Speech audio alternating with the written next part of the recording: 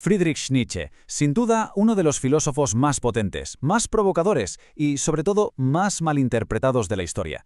Su vida fue un auténtico drama, llena de tragedia y contradicciones, casi tan intensa como sus propias ideas. Y es que para entender de verdad su pensamiento, lo mejor es empezar por su propia historia.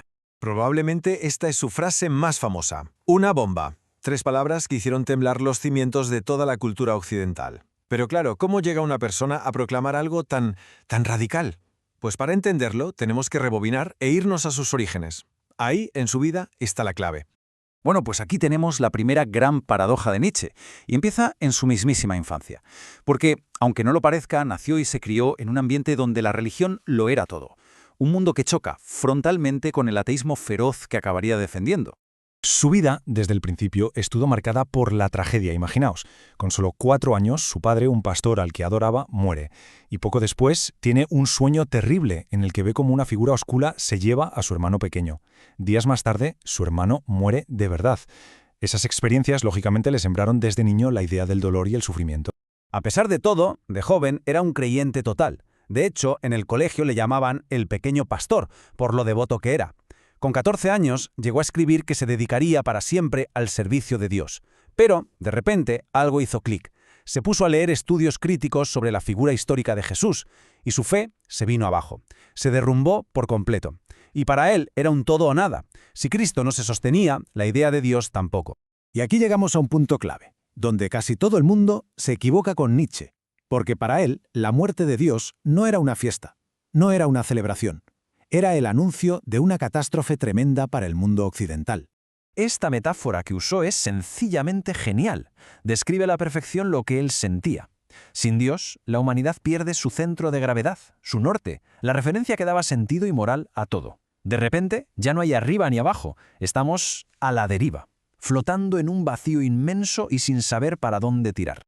Y aquí es donde ataca a los ateos de su época. Les decía que eran unos hipócritas. ¿Por qué? Porque dejaban de creer en Dios, pero se quedaban con la moral cristiana, la compasión, la caridad. Para Nietzsche eso era hacer trampas. Es como quitar los cimientos de un edificio y esperar que se mantenga en pie. Imposible. Por eso planteó el desafío más grande y aterrador de todos. Ahora, la humanidad tiene que ser lo bastante valiente para crear sus propios valores, desde cero.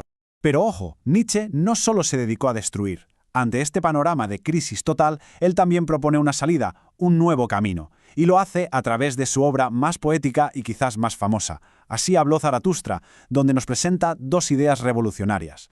El primer concepto es el Übermensch.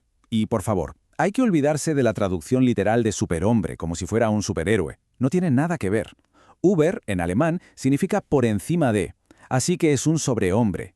Es el ser humano que se supera a sí mismo, que ya no necesita muletas divinas porque crea sus propios valores, y que sobre todo ama esta vida, la terrenal, con toda su intensidad. Y esto nos lleva a la segunda gran idea, el eterno retorno. Esto no es tanto una teoría física como un experimento mental, es la prueba definitiva. Piénsalo, si te dijeran que vas a revivir tu vida exactamente igual, con lo bueno y lo malo, infinitas veces, ¿qué sentirías? Si la respuesta es alegría, es que estás viviendo la vida que quieres. Si es horror, pues a lo mejor es hora de cambiar algo. Ahora bien, el hombre que estaba detrás de estas ideas tan potentes sobre la fuerza y la voluntad era en sí mismo una contradicción andante. Un filósofo que hablaba de poder, pero que vivió una vida marcada por la enfermedad, la debilidad física y una soledad tremenda.